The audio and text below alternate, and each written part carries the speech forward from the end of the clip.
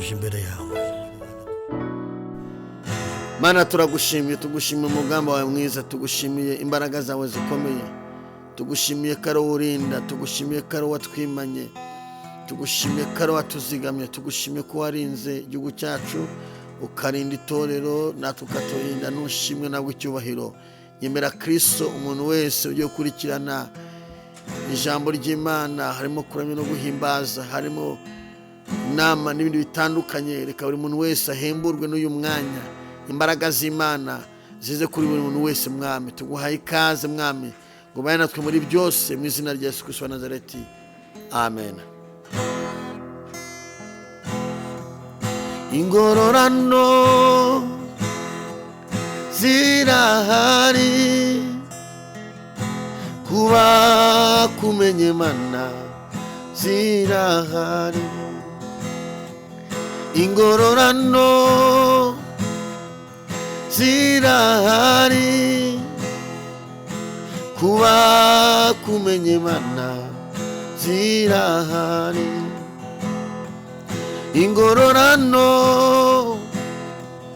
zirahari kuba kumenye Imana, zirahari kumukoza ahembwa kuko yakoze, nawe agukoreye uzikorera amaboko. Kuko umukozi ahembwa kuko yakoze, nawe agukoreye uzikorera amaboko. Ingororano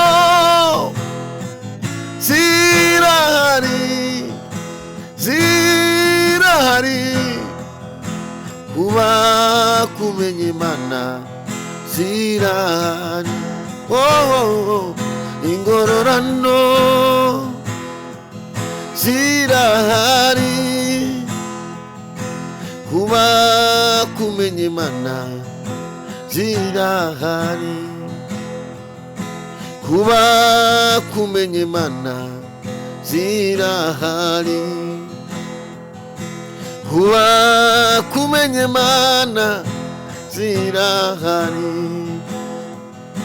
ingororano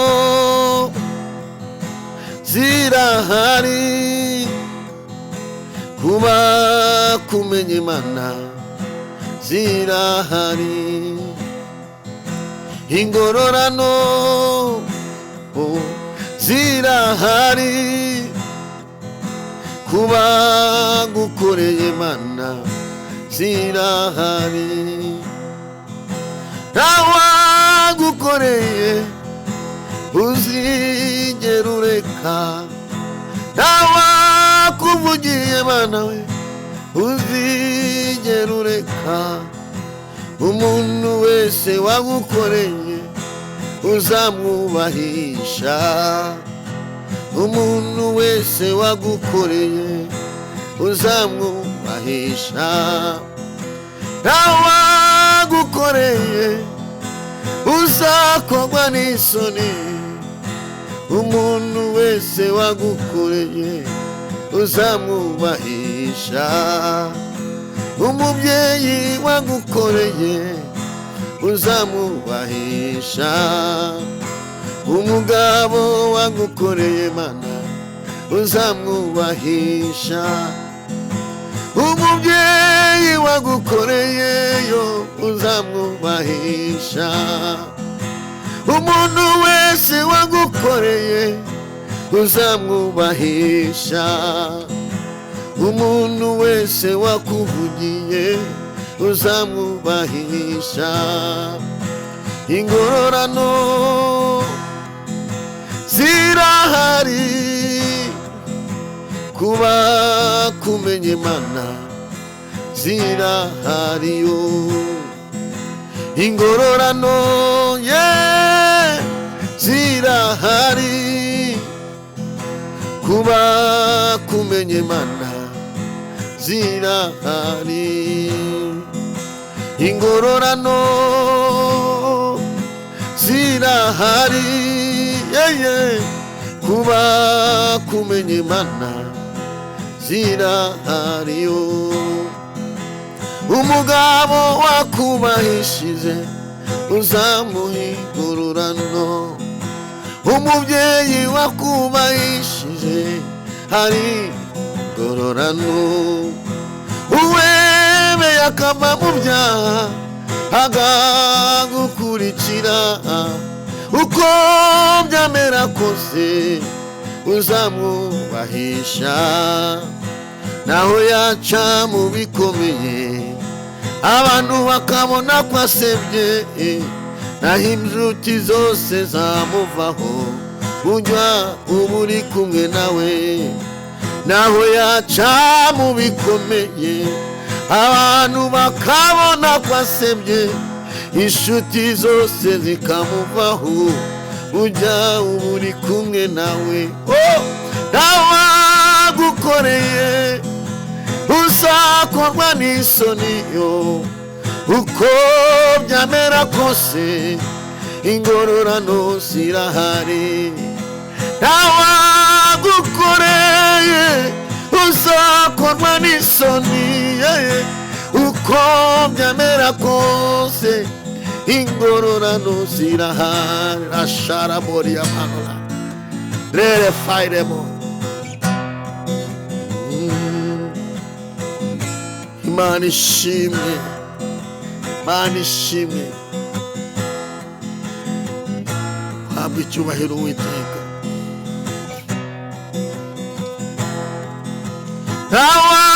Ntawagukoreye uzakorwa n'isoni, uko byamera kose ingororano zirahari, kandi kigeretseho uzaduha n'ubugingo, kandi kigeretseho uzaduha n'ubugingo.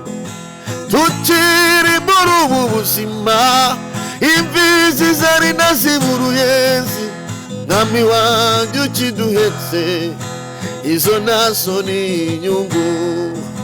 Tukiri muri ubu buzima yo mwami w'abami we, imfizi zari naziburuyenzi, mwami wanjye ukiduhetse.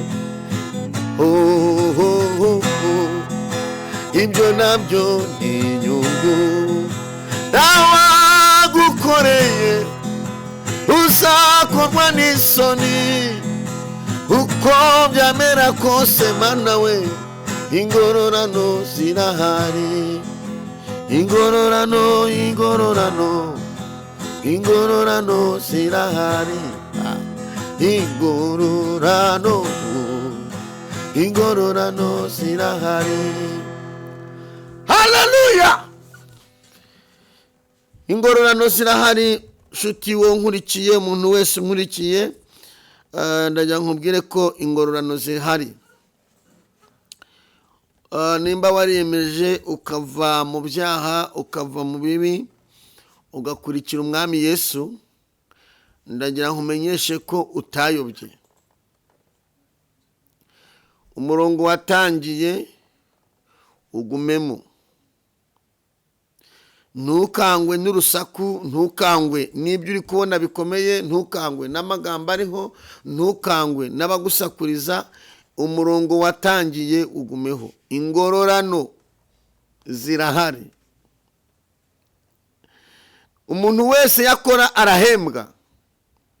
Ndajyambwira umuntu wese nkurikiye ko ingororano zihari. Burya n'impamvu ubona ufite intambara nyinshi n'ibigeragezo bikuru, ni ukubera ko ingororano zihari.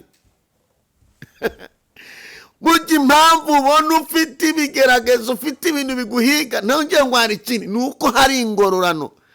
Shitani aba arimo areba akabona ko hari ingororano, agashakisha uburyo yaguca intege kugira ngo ubivemo utageze ku ngororano. No muri ubu buzima turimo hari ingororano z'abubaha Imana. Hallelujah! No muri ubu buzima turimo hari ingororano z'abubaha Imana. Imana ishimwe.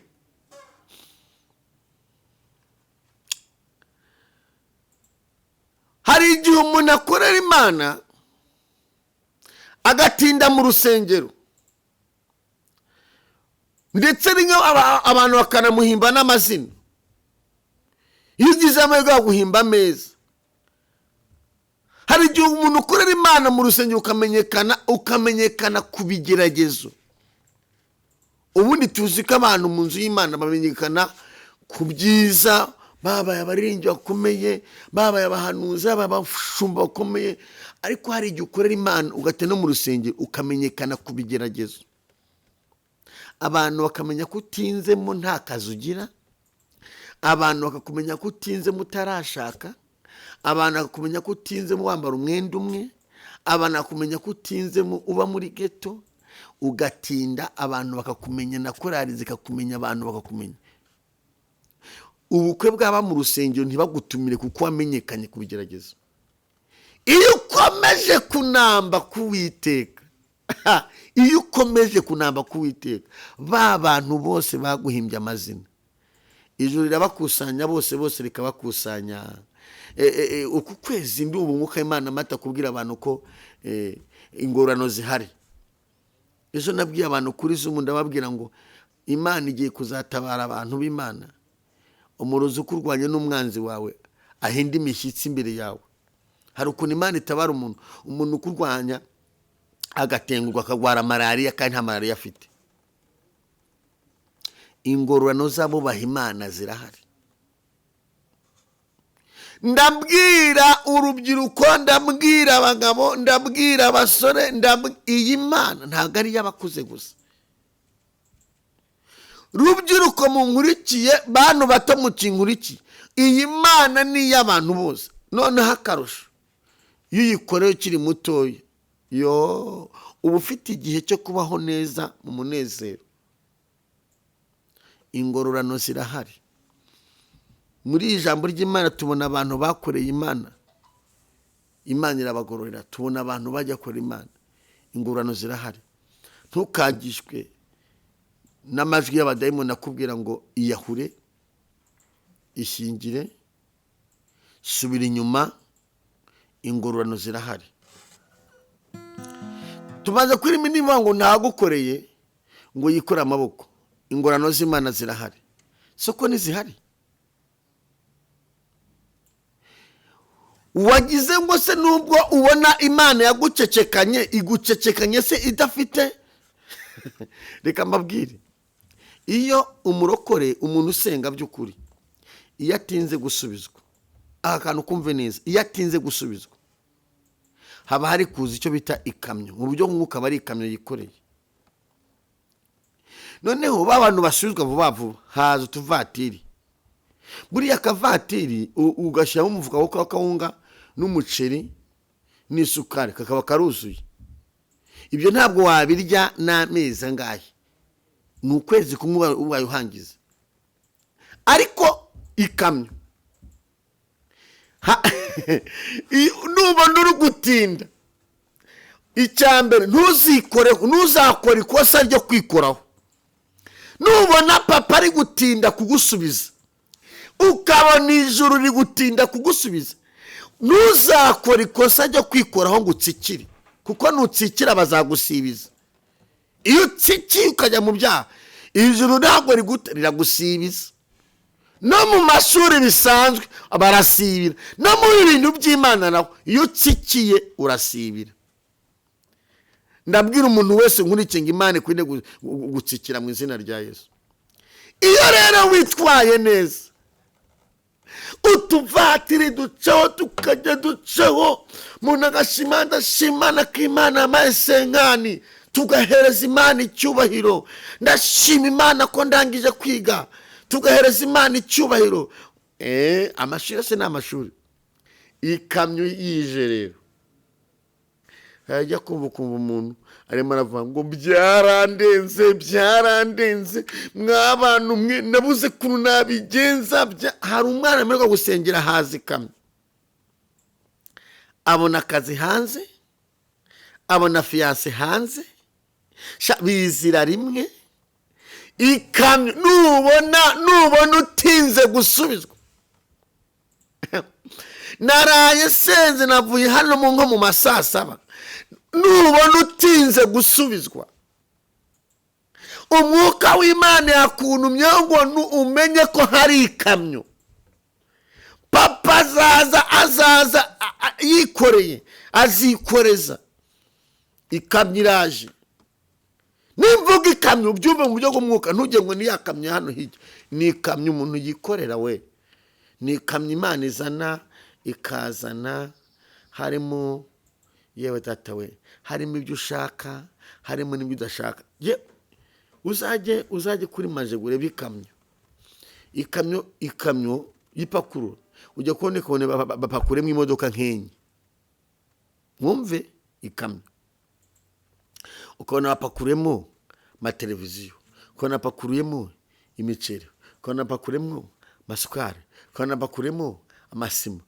Mbese irapakurura ikamena. Kuyose iyi kamyo bimeze biti. Nta kavatiri. Nta nubwo bagapakira ukajya muri Majegure ntikajyayo. Ijwi kazana utworoshye, wikangishwa n'abari kubona utuvatiri. Imbere yawe hari ibintu Imana iteguye biremereye, ni kumuka Imana ngo nkubwire. Hari ibintu Imana iteguye, hari ibintu Papa ateguye bikomeye. Sindi kuguhumuriza, ndi kukubwira ko hari ibintu Kristo ateguye bikomeye imbere yawe bizanezeza umutima. Ikamyo rero ntabwo wanayiroga ngo bikunde. Ijuru ryakoze stock.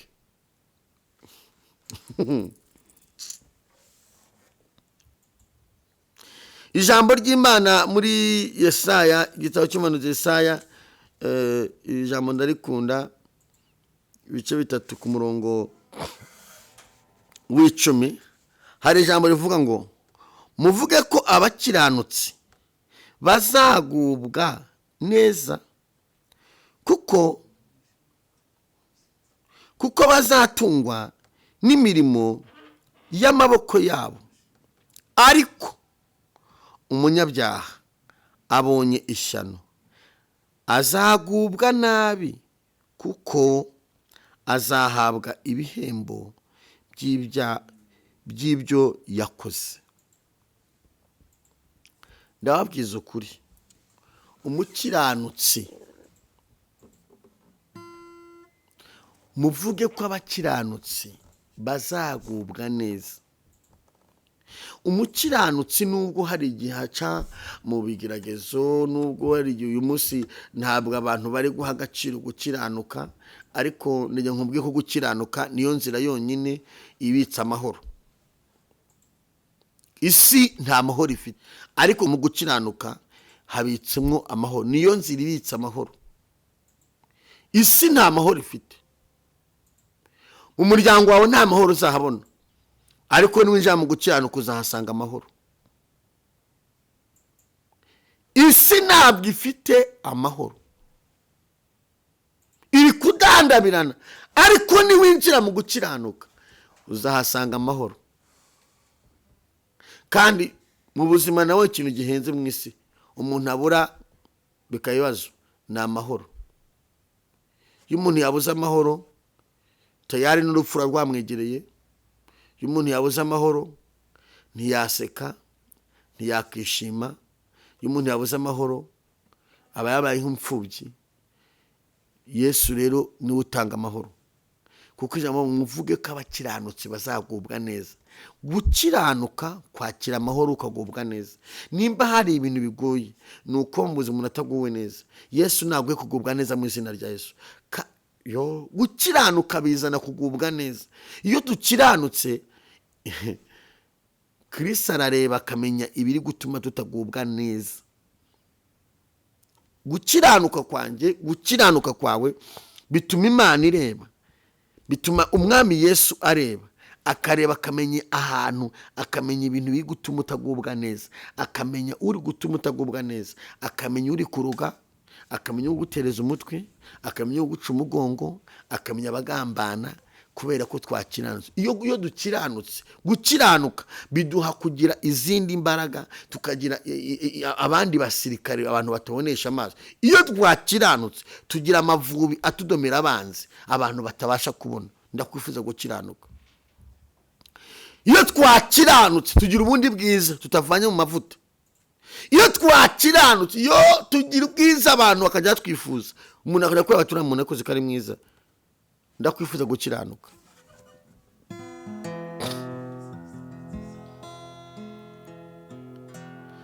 Kuko imigambi yawe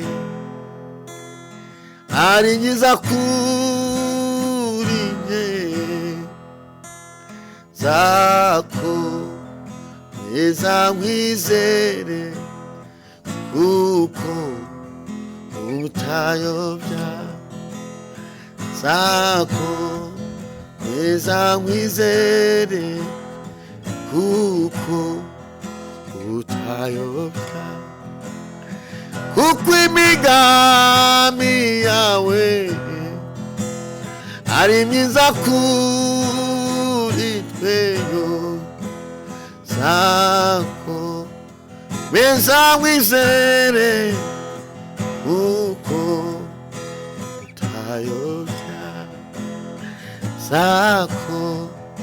Nzakomeza nkwizere kuko utayobya. Mbabazi ze n'urukundo rwe nibyo bituma tudashiraho. Mbabazi ze n'urukundo rwe nibyo bituma tudashiraho. Sategereza nizeye icyo yavuze kizasohora. Mbabazi ze n'urukundo rwe nibyo bituma tudashiraho. Sategereza nizeye icyo yambwiye kizasohora. Kuko imigambi yawe ari myiza kuri njye Mana we.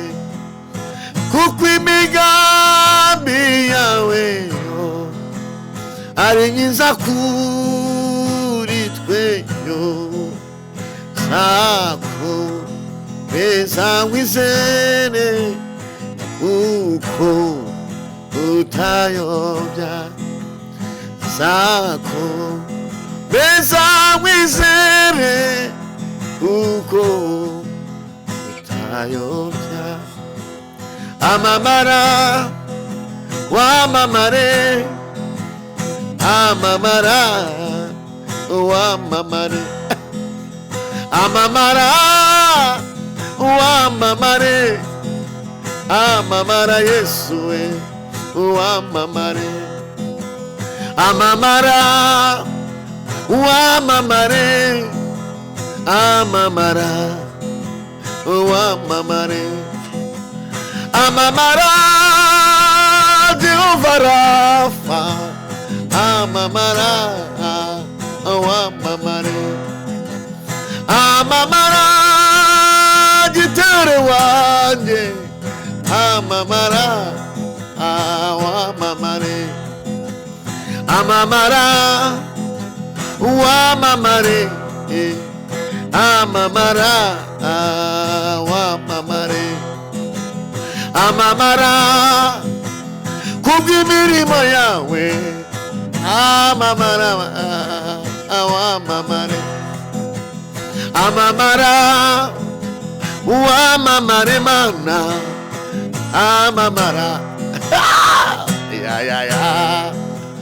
amamara wamamare Jehovah, amamara yo wamamare, ni wamamare, ni wamamare, ni wamamare Mana, ni wamamare, ni wamamare, ni wamamare, ni wamamare Papa, ni wamamare. haleluya. Imana ndakwifuriza gukiranuka, umukiranutsi. Izi ndirimbo ndazigutuye. Nimba hari ikintu kiryoshye ku isi ni ugukiranuka.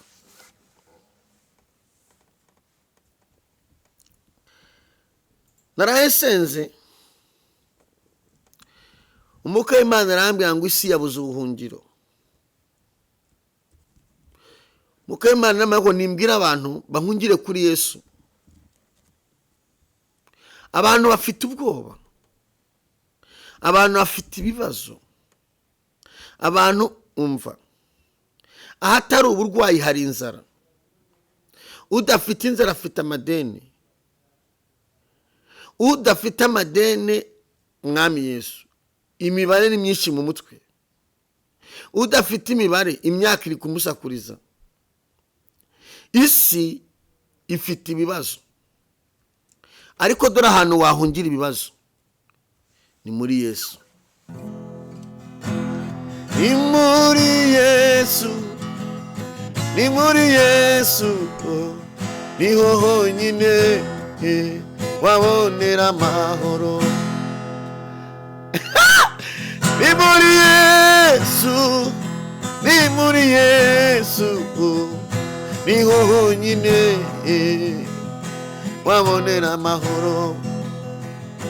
Ni muri we, ni muri we yo, ni muri Yesu, niho honyine yo wabonera ubuzima. Niho honyine umuntu agera akagubwa neza. Niho honyine yo wabonera imibereho. Niho honyine wagera ugakira ibikomere. Niho honyine yo ingumba zibyarira, abaganga bananiwe yo amafaranga yashize. Niho honyine muri Yesu wabonera ibitotsi. Cyamunara yaje ubona bigukomereye. Niho honyine yo wabonera amahoro. Ni muri Yesu, ni muri Yesu gusa. Niho honyine yo, niho honyine yo wabonera ubuzima. Umuryango wagutaye iyo winjiye muri Yesu. Niho honyine imiryango igaruka. Niho honyine, niho honyine uzakura ihumure. Ni muri Yesu, ni muri Yesu, ni muri we, niho honyine, niho honyine imfubyi zageze zirakura. Niho honyine batarobanura. Niho honyine, ni muri we, ni muri we. Ndajya ngusengera nkurangiye ahantu utaruzi. Muri Yesu niho honyine azaguhindura ubuzima. Abandi barakubeshya. Niho honyine uzinjira amateka yawe agahinduka. Niho honyine uzinjira ijuru rikaguhakurama. Umurozi arara ku gipangu iwawe akakubita ukwezi kuko ijuru ryakubwiye ngo rama, ukarama kandi arara ku gipangu. Muri Yesu niho winjira, niho ujya. Bakagukuraho amazina mabi. Wenda we ntabwo abantu bari bakwita amazina, ariko hari igihe umuntu akwita amazina mabi, Imana igukuraho amazina mabi. Baguta mu rwobo ukamanukana na marayika, ukamanukana n'ibizima bine, ukamanukana n'umwana w'Imana. Iyo wamenye Kristo, reka mubwire ngo urwobo rwose bagutamo waramenye Kristo, hariho kurenganurwa. Ijuru rirakurenganura. Daniel bamutayemo, bajugunyamo wamenye Kristo. Iyo bamujugunyamo Daniel ataramenye Kristo, zari kumurya n'inzara ntibazibone.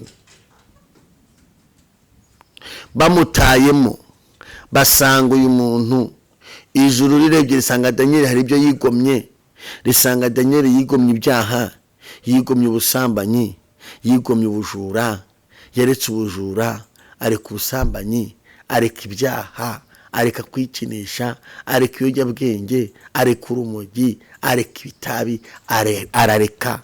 Basanga Daniel yubaha Imana, arasenga, aririnda. Ijuru rirebye risanga Daniel aririnda. Uzi icyo yakoze? Ryamusanze, bamujugunyemo, ijuru ryamanukanye. Najya ngo akanya ijuru rimanukane nawe muri icyo kibazo uri mu uyu mwanya, icyo kibazo uhagazemo. Ndavuga Daniel nkurikiye, icyo kibazo umva, ijuru rimanukane nawe muri icyo kibazo, rikuvane muri icyo kibazo, isi itakuguyeho udasebye mu izina rya Yesu. Bamujugunyemo, barigenda bavuga ati zimurye. Abamutayemo baravuga ati turamukoze, turamukaranze. Abantu ni babi. Abantu bateguye umunsi bakarema ikigirwamana ngo bajye bagisenga, bakaremera umwami ikigirwamana ngo bajye bagisenga kugira ngo bafatishe Daniel. Abantu Imana iguha abantu beza, Imana igukiza abantu babi. Abantu babi kubera ishari, kubera ko Daniel yakungwaga n'umwami cyane. Baravuga ati nta handi hantu twafatira Daniel kugira ngo tumufatire ku Mana, iriya Mana tuzayimuruze kugira ngo tumwumvishe. Reka dushyireho umunsi wo kujya dusenga umwami, tureme ikintu kiraho cy'Imana, ikintu kiraho umunsi w'umwami. Ubundi Daniel ntago azakora iryo kosa ryo gusenga umwami, azasenga Imana. Tuzaba tubonye amakosa, hanyuma tuzashyiraho ko umuntu uzajya usuzugura umwami azajya, tuzategura intare bajya bazisonzesha usuzuguye umwami, tumufate tumunage mu ntare. Ariko tageti kwari kugira ngo bafatishe Daniel. Imitego yose bari kugutega, hari marayika w'Imana witeguye kugutega iyo mitego bari kugutega. Ubuhanuzi bwakire kuko jirabuzanye. Hari repara sharaboy, hari marayika w'Imana witeguye kugutegura imitego barimo bagutega. Daniel ntakabizi, ntazi kuntu biragenda. Aravuga ati nzasenga Imana yo mu ijuru yonyine gusa. Umukiranutse barayimutega ariko ntimufata. Ngo mwamaje kureba, ahamagaye Daniel yitabira hejuru, basanga Daniel ni muzima. Intare zamuraririye, zamufubitse dore ko zigira n'ubwoya, zamushize hagati ziramufubika, zarya kumurya. Marayika w'Imana akazibwira ati n'umushyitsi nabohereje inyama naziteguye, sikamuhumiriza turuta kandi nakurya nk'uko nawe bikanuye amaso. Nawe ubyumve, intare ntabwo urumva Bibiliya isesengura bikeya, ariko nawe bitekerezeho. Sikamuze katika Satani twaguhekenya. Marayika w'Imana akavuga ati mwitone nabateguriye inyama, abo ntibaribwa. Mbwira umuntu muri kumubwiye ngo ntabwo turibwa, ntiduhekenye. Sikamuzenguruka ati kandi ubu twagukanja katoya, abo ntibaribwa. Abo ngabo ntibaribwa n'abana banje. Mwihangane, uwo ni umushyitsi nabohereje. Ibintu baguteze ntacyo bigutwara, kandi ababiguteze birabashibukana. Ngo umwami aravuga ngo, iri jambo narikunda cyane, ni mu muvanemo, bamuvanamo. Uzi cyabaye? Hano uri ubuzima bwawe.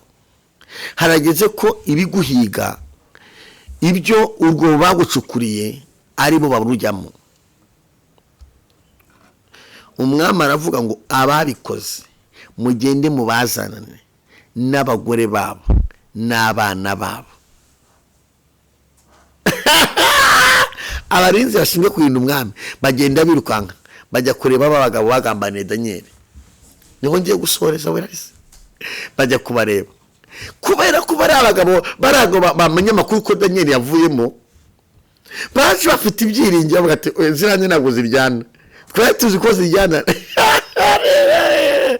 Ziryana ntabwo ziryana. Ayiwe ntabwo bavuganye n'Imana. Imana yari yabatanze, Imana ibatange ibiguhagurukiye, ibikubuza amahoro, ibyakwitambitse, Imana ibitange.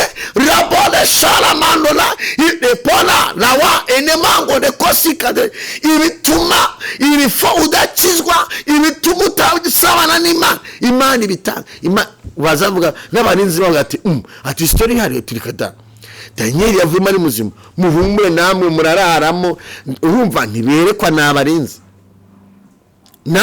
Ibaze naba gutumira umurinzi umaze kubona ibibaye, umuntu avuye mu ntara ari muzima, wahita uvuga ati kamemu tukatugiye kubaza nabo barararamo.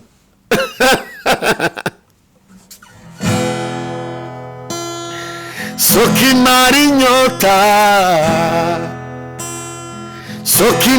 nyota sokinda kama ayigu umuntu wakumenye Yesu we, ayigu umuntu wakumenye.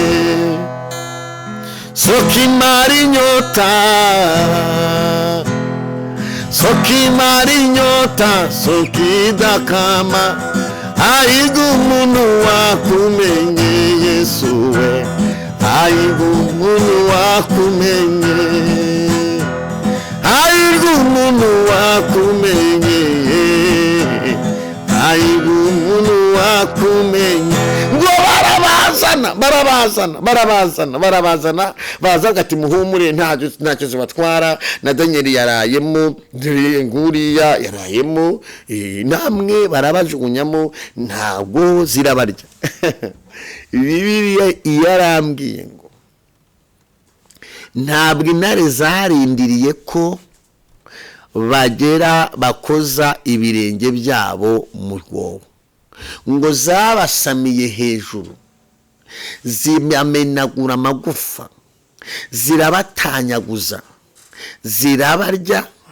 Singe wahera ibikwirukankaho, Imana ibyereke ko ari Imana ishobora byose, ibikwirukankaho.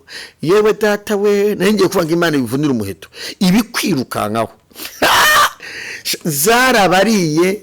Daniel akajya avuga ati navuganye n'Imana. Mwe mwavuganye nande? Umuntu wavuganye n'Imana muri iki gihugu, umuntu wavuganye n'Imana umuricuri hanze, uwavuganye n'Imana ahantu turi hariho hose, Yesu aje kukurenganura muri ibi. Ibihe tugeze mu by'ubuhenebere, ibihe shitani iri guhiga abantu b'Imana, ibihe abarozi bahagurutse, ibihe amagisida ariho, ibihe intambara ziriho, ibihe amashuri meza, ibihe abagambanyi bariho. Ijuru rije kurenganura abana b'Imana. Ndagira ngo uhombeke amaso dusenge, utekereze ikintu kimuvuga, ngo wibaze ngo niki nakora kugira ngo mbe inshuti y'Imana.